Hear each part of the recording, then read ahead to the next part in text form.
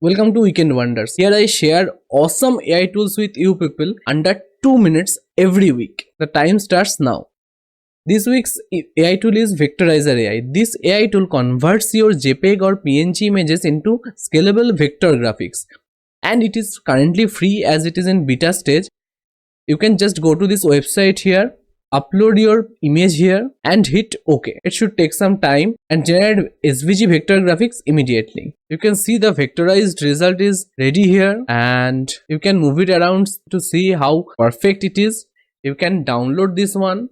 Just go to the download button, click here. You can download the SVG format for free, and there are options like fixed size, Adobe compatibility mode. You can check those or uncheck those according to your requirements and download this. As you can see, the SVG vector is downloaded and this is a JPEG image, so here's banding all around it. If you use a PNG image, very minute logo type images or something like that, then that would be much clearer and you can use it in any place that you want to. That's 2 minutes for this week. See you on next week.